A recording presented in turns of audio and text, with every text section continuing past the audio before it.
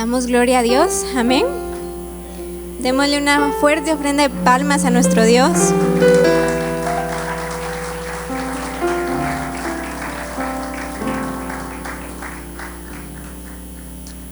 Damos gracias a Dios que nos permite estar en esta noche en su casa. Damos gracias por la vida que Él nos da y porque hemos podido venir a este lugar para alabarle, amén. En esta oportunidad tengo el privilegio de poder predicar y vamos a seguir viendo lo que es la declaración de fe. El día de hoy nos corresponde lo que es el artículo número 4, que dice de la siguiente manera: creemos que todos han pecado y han sido destituidos de la gloria de Dios, y que el arrepentimiento es ordenado por Dios para todos y necesario para el perdón de pecados. Hoy nos vamos a enfocar en la primera parte de este artículo de la declaración de fe, que es: creemos que todos han pecado y han sido destituidos de la gloria de Dios. Y para eso vamos a enfocarnos en un texto en la carta a los Romanos. Quisiera que ustedes pudieran acompañarme en el capítulo 3 de la carta a los Romanos, versículo 23.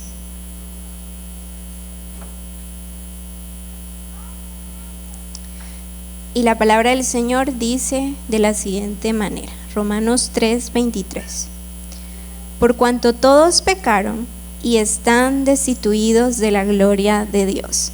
Vemos que este artículo de la declaración de fe de nuestra Iglesia de Dios está inspirado en el texto bíblico de manera literal, como lo leemos en la carta a los Romanos, en el versículo 23 de este capítulo 3. Gracias, hermana. Y vemos que aquí nos habla acerca del tema del pecado y de cómo el apóstol Pablo está haciendo esta afirmación de que por cuanto hemos pecado, hemos sido destituidos de la gloria de Dios. Y aquí él está dando a conocer una situación específica, una realidad del hombre, y es que él ha pecado, que su naturaleza en sí misma es pecaminosa, que no hay excepciones, que no porque algunos pertenezcan, en este caso pues al grupo de los judíos, no han pecado, o porque los gentiles sí, entonces ellos sí y los judíos no, sino que él dice no hay excepciones. Todos han pecado y por tanto han sido destituidos de la gloria de Dios. Pero en sí, este no es el centro o el objetivo del apóstol Pablo. Aunque si nosotros nos enfocamos simplemente en este versículo, podríamos decir, pero es que el apóstol no está dando un mensaje de esperanza, sino al contrario, me está diciendo que porque soy pecador, entonces soy destituido de la gloria de Dios. Y pareciera que entonces él está presentando un mensaje que no tiene esperanza. Pero en realidad el apóstol lo que hace en esta oportunidad, en este escrito, es presentar esta realidad del hombre, es presentar esta afirmación de que él está en pecado y presentar que a la vez también el hombre tiene una necesidad de ser salvo, una necesidad de ser rescatado, porque esta condición no le está permitiendo acceder o acercarse a Dios, sino todo lo contrario. Y entonces lo que hace el escritor de la carta a los Romanos es partir de una situación específica para entonces dar un mensaje.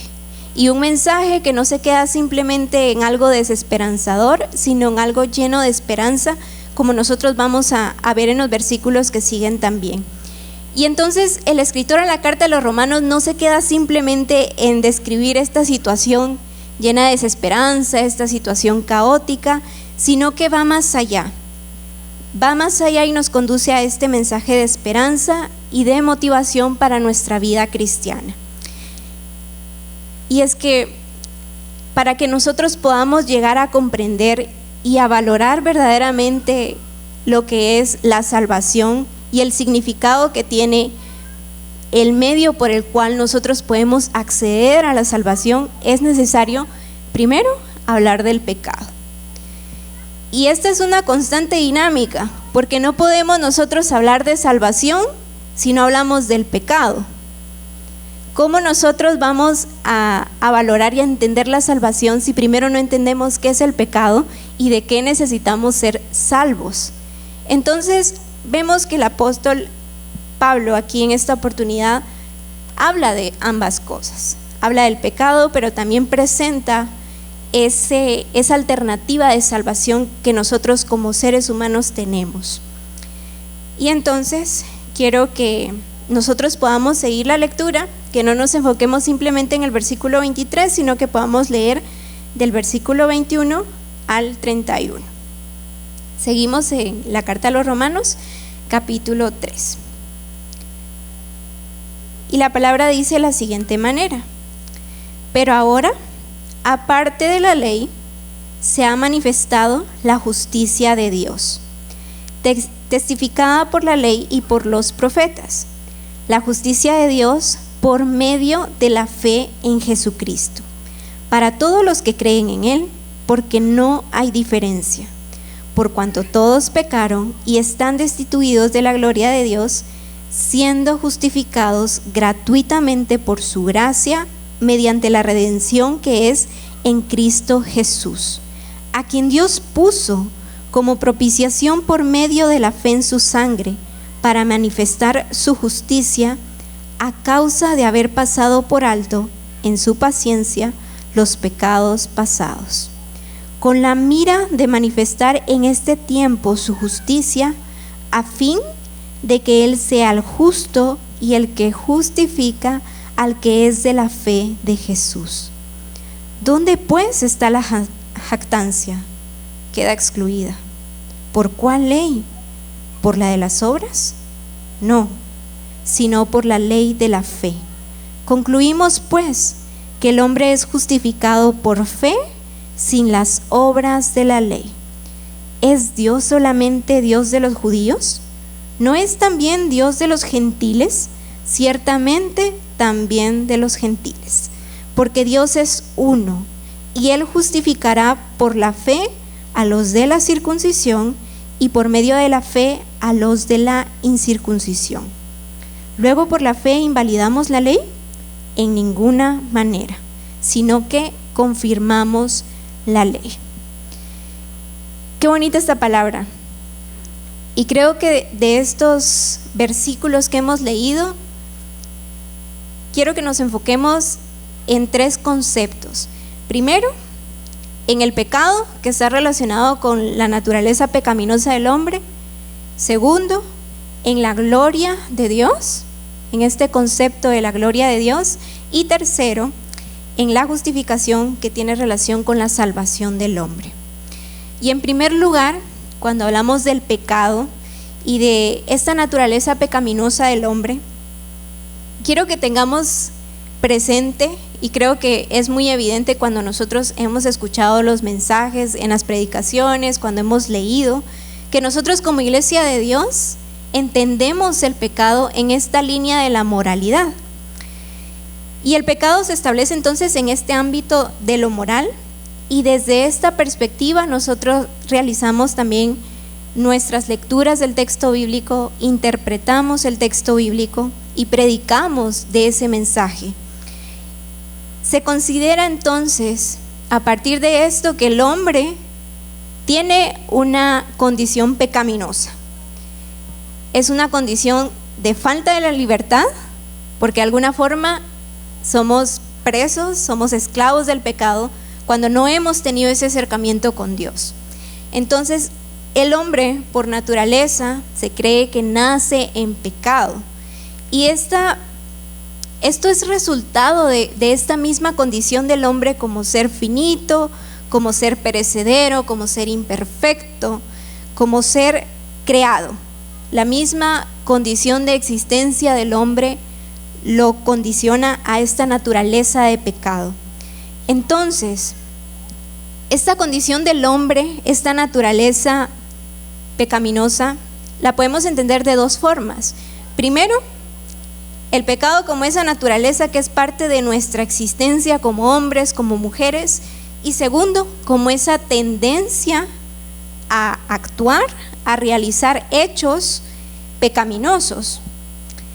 Uno está relacionado más con un estado, con una condición, y el otro está más relacionado con un hecho, con una acción, con algo que se ha pensado y como tal es producto de lo que pensamos y venimos y hacemos. Esos actos que venimos y generamos que no son para el agrado de la voluntad de Dios, sino todo lo contrario. Esos son esos actos pecaminosos. Y hay un concepto en teología que se conoce como la depravación total del hombre. Y esto no hace referencia necesariamente a que el hombre alcanza el nivel máximo de depravación y es lo más depravado que ustedes pudieran pensar, sino que hace referencia a que toda la naturaleza humana ha sido afectada por el pecado y que por tanto nosotros en nuestra totalidad necesitamos de la gracia redentora de Dios. Y como hombres, nosotros nos vemos incapaces de escapar de esta naturaleza pecaminosa. No hay acciones, no hay obras que podamos hacer que nos liberen de esta condición, sino que como seres humanos finitos necesitamos del ser infinito, necesitamos de Dios, necesitamos de Él para que Él sea el que nos liberte de esta condición. Porque no podemos nosotros construir nuestra propia justicia, no podemos autodeclararnos justos, no podemos justificarnos que porque hacemos buenas acciones seremos salvos. No podemos hacer eso, sino que necesitamos de la intervención de Dios en nuestras vidas. Entonces nosotros tal vez podríamos pensar desde nuestra lógica humana y decir, bueno, si mi naturaleza es pecaminosa y Dios es mi creador, entonces esto quiere decir que Él me creó así, pecaminoso. Y nosotros podríamos responder rápidamente que no. Pero también podemos pensar cómo nuestra misma condición, cómo nuestra misma realidad nos marca desde el momento que somos creados. Estamos ya siendo limitados porque no somos dioses, somos humanos, porque no somos eternos, porque nosotros no somos perfectos, sino que venimos a hacer todo lo contrario. Somos humanos, somos temporales, somos finitos, somos imperfectos y existimos en una condición de pecado.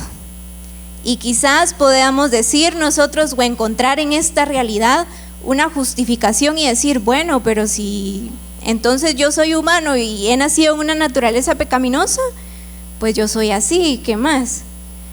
Y podríamos encontrar una justificación en esto y decir, bueno, ¿qué puedo hacer al respecto? Es lo que soy. Pero afirmar esto es antibíblico, porque si nosotros leemos la palabra de Dios, la palabra constantemente nos invita a acercarnos a aquel que sí puede sacarnos de esta condición de pecado, aquel que sí puede hacer que nosotros seamos libres de pecado y por tanto tener buenas obras y por tanto reflejar el carácter de Dios en nuestras vidas. Porque el entender que por naturaleza nosotros somos pecaminosos no es lo mismo que tomar esta afirmación como una justificación de lo que yo voy a estar haciendo de manera pecaminosa. No es lo mismo. La Biblia nos habla de que tanto el hombre como la mujer han pecado y que por tanto en esta expresión han sido destituidos de la gloria de Dios. Pero el mensaje bíblico no se queda en esta afirmación, sino que ante esta carencia del hombre se abre a una posibilidad, a esa posibilidad que nos da esperanza de una vida mejor. Lo que nosotros solemos decir, desde que conocí a Cristo, se marcó un antes y un después en mi vida, y efectivamente es así. Conocer a Cristo nos cambia completamente, porque en Él se abre esta posibilidad de que vivamos vidas mejores. Y esta posibilidad, usted y yo sabemos de que no es simplemente algo abstracto, sino que se concretó en una persona, en Jesucristo. y que podemos nosotros dirigirnos a Él directamente y recibir de parte de Él esa invitación a ser partícipes de esta posibilidad de vivir esta vida en Él y ser libertados en Él de esta condición de pecado. Y el segundo concepto, que es la gloria de Dios. Vemos que el texto bíblico, según esta traducción de la Reina Valera, nos dice que todos han pecado y que por tanto han sido destituidos de la gloria de Dios. Y esta palabra de destitución en griego es una palabra que se pronuncia de la siguiente manera: justereo, que también puede traducirse al español como que al hombre le falta alcanzar algo. Y podríamos leer el texto de la siguiente manera: por cuanto todos pecaron, les falta alcanzar la gloria de Dios. Y la condición del pecado del hombre es aquello que no le permite a él alcanzar esa gloria de Dios, para que entonces como seres humanos podamos ser justificados.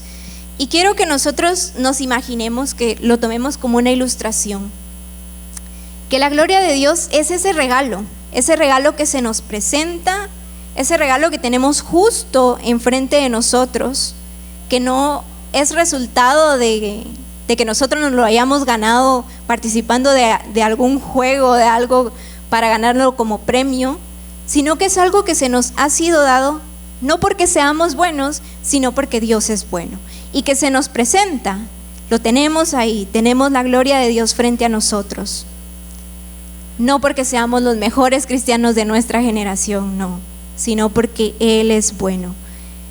Y a veces puede pasar de que tengamos la gloria de Dios ahí frente a nosotros y que la ignoremos, que no le prestemos atención y que la dejemos pasar por alto. Y a veces lo único que nosotros necesitamos es alcanzar esa gloria de Dios. ¿Y cómo lo hacemos? Creyendo en primer lugar que esa gloria está frente a nosotros, creyendo de todo corazón en Jesucristo, creyendo que realmente está ahí, y tomar esa posibilidad de tener vidas mejores. Pero como lo digo, muchas veces lo que hacemos es lo contrario e ignoramos eso que está ahí frente a nosotros.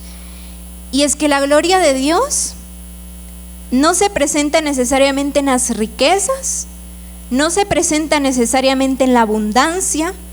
La gloria de Dios en su máximo esplendor se presentó en el dolor, se presentó en el sacrificio, se presentó en el sufrimiento, en el sacrificio de aquel que dio su vida por usted y por mí, en Jesucristo, que lo entregó todo para que nosotros pudiéramos ser partícipes de esta gracia, de esta gloria que se nos presenta, en aquel que lo entregó todo por amor a usted y a mí, en aquel que dio esta posibilidad de que vivamos vidas mejores, para que por medio de Él entonces pudiéramos venir y recibir esta gracia, que no nos costó a nosotros nada, sino a Jesucristo su vida misma.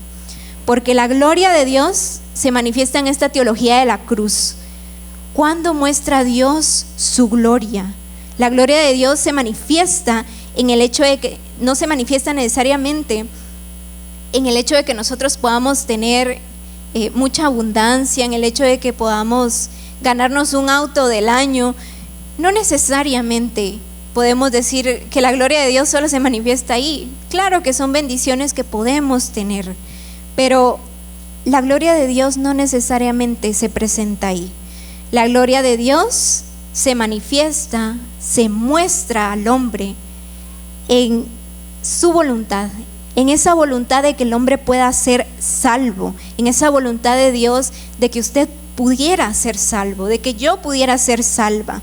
La gloria de Dios se vuelve más grande en el servicio, en el Dios que se da por amor a usted y a mí, en el Dios crucificado y resucitado, en el Dios que con ese amor ágape, con ese amor sacrificial, se dio a sí mismo para que nosotros pudiéramos ser salvos por Él. Ahí vemos la gloria de Dios manifestada. Ahí vemos a Dios en su máximo esplendor, en ese Dios que dio todo por entregarse para que nosotros pudiéramos ser salvos. Ahí vemos su gloria. En ese Cristo crucificado, que en su dolor nos dio la posibilidad de poder ser partícipes de esta vida de plenitud en Él. Tercero, la justificación, que está ligada a esta salvación a la que podemos nosotros acceder. Pablo viene y presenta cierta contradicción con el pensamiento que en aquel entonces tenían algunos judíos. Algunos creían que por ser muy buenos religiosos y cumplir con buenas obras podían ir asegurando su salvación. Algunos pensaban de esta forma, que cumpliendo las obras establecidas en la ley estaban asegurando su salvación. Pero vemos que Pablo en este texto a los romanos nos habla acerca de este tema de la ley y nos habla también acerca de la justificación por la fe. Quiero que leamos nuevamente lo que dice el versículo 26. Del 26 en adelante lo vamos a volver a leer y dice la palabra así: con la mira de manifestar en este tiempo su justicia, a fin de que Él sea el justo y el que justifica al que es de la fe de Jesús. ¿Dónde pues está la jactancia? Queda excluida. ¿Por cuál ley? ¿Por la ley de las obras? No, dice Pablo, sino por la ley de la fe. Concluimos pues que el hombre es justificado por fe, sin las obras de la ley. ¿Es Dios solamente Dios de los judíos? ¿No es también Dios de los gentiles? Ciertamente también de los gentiles, porque Dios es uno y Él justificará por la fe a los de la circuncisión y por medio de la fe a los de la incircuncisión. Luego, ¿por la fe invalidamos la ley? En ninguna manera, sino que confirmamos la ley. Y aquí Pablo de alguna forma se está enfrentando a una mentalidad que es legalista y lo que hace es revalorizar este concepto de salvación. Una salvación que no se da por medio de las obras, sino por medio de la fe. ¿En quién o en qué? En Jesús el Cristo. Y es en este acto salvífico en donde Él se hace justo y puede entonces justificar al hombre. Y los judíos ciertamente creían en esto, en que si cumplían plenamente la ley, entonces ellos podían asegurar su salvación de alguna forma. Como por ejemplo, era parte de la ley el hecho de circuncidarse, pero los gentiles no practicaban esto. Entonces, ellos tenían la concepción de los gentiles como aquellos que no estaban participando de la religión que realmente les iba a dar salvación. Pero viene Pablo y en su discurso enfatiza que la justificación se da por medio de la fe en Jesús, el Hijo de Dios, y que por tanto, tanto los gentiles como los judíos podían ser salvos, porque Dios es solo uno y esto lo afirma Él en estos versículos. Y Él es el que justificará por la fe tanto a los que han sido circuncidados, entrando en el grupo de los judíos, como los que no han sido circuncidados, entrando en el grupo de los gentiles, por medio de la fe en Jesús. Y es esta fe entonces la que posibilita que el hombre sea justificado y salvo. En su momento Pablo viene en estos versículos y enfatiza que la fe no viene a invalidar la ley, sino que la confirma, porque la ley lo que hace es testificar de la justicia de Dios, la cual es por medio de la fe. Entonces, podemos nosotros ver que en el texto se afirma de que el hombre sí es pecador y que por tanto ha sido destituido de la gloria de Dios y que le falta alcanzar esta gloria de Dios por medio de la fe. Pero Jesús, y este es el mensaje de esperanza que la palabra nos da, pero Jesús, siendo justo, Él nos justifica. Siendo justo, Él nos da esta posibilidad de que nosotros podamos acceder a la gracia divina y que podamos ser salvos por gracia, por medio de la fe en Él. Pero entonces sí necesitamos hacer algo. Necesitamos dar ese salto de fe y creer en Él, pero creer de todo corazón en que Él es nuestro Dios. Entonces, sí somos justificados por la fe, por la fe en medio de Jesús, el Cristo, pero también nuestra fe es justificada ante los hombres por medio de nuestras obras. Porque no podemos simplemente quedarnos en la afirmación de que no necesitamos obras. Las obras son un resultado de nuestra fe, no que ellas vayan a darnos salvación, pero son un resultado, son esa evidencia de que realmente tenemos fe, de que realmente estamos viviendo nuestra fe en cada una de nuestras acciones cotidianas. Nuestra fe entonces sí puede materializarse a través de las acciones, a través de nuestros comportamientos, de nuestras palabras, de todo lo que podemos ser como personas. La fe sí puede verse a través de lo que nosotros como cristianos hacemos o dejamos de hacer. Y concluyendo entonces, hermanos, aunque nosotros podemos afirmar por medio de lo que leemos en la palabra que el hombre por naturaleza es pecaminoso, en Jesucristo se presenta la posibilidad, y esta es nuestra esperanza, esta posibilidad de alcanzar la gloria de Dios, es decir, la voluntad de Dios de que el hombre sea salvo por medio de la fe en Cristo Jesús. Eso que nos ha sido dado por gracia, eso a lo cual podemos acceder por medio de la fe, porque Dios es bueno.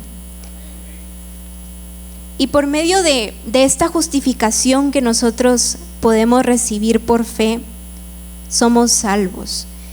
Pero debemos, y yo me hago esta invitación a mí misma y les hago la invitación a ustedes, para que podamos ir evidenciando a través de nuestras obras también esta fe que afirmamos tener. Porque ciertamente es muy fácil decir yo creo en Jesucristo, pero vivirlo, ese es el verdadero reto. Y eso es a lo que nosotros somos movidos, a que podamos vivir en nuestras vidas. No podemos simplemente quedarnos en la afirmación de que somos cristianos sin vivir como cristianos, sin hablar como cristianos, sin actuar como cristianos. Necesitamos evidenciarlo, necesitamos encarnarlo en nuestras vidas.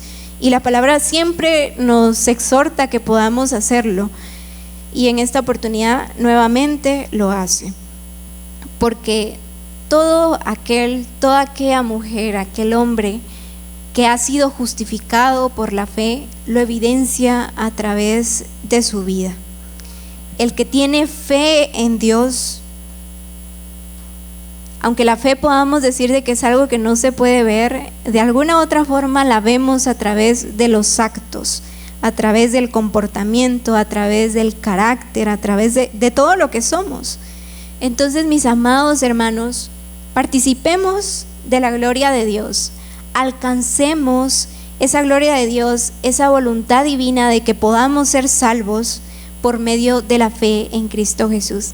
Por favor, póngase de pie y vamos a orar para terminar este tiempo de reflexión de la palabra.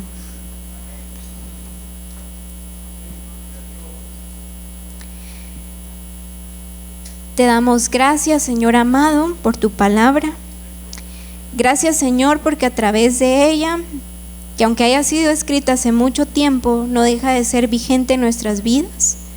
Gracias, Señor, porque a través de ella podemos recordar, podemos nosotros reafirmar en nuestros corazones y en nuestras mentes estas verdades bíblicas.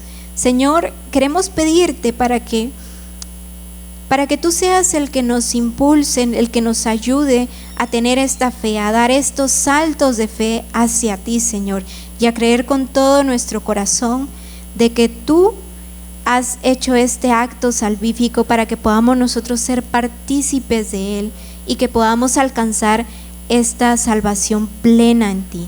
Señor, te pedimos para que podamos constantemente a través de nuestras vidas reflejar que realmente tenemos fe en ti, que aunque pueda que en ocasiones sea difícil hacerlo, podamos recordar en esos momentos lo que tu palabra nos invita a hacer por medio de nuestras vidas.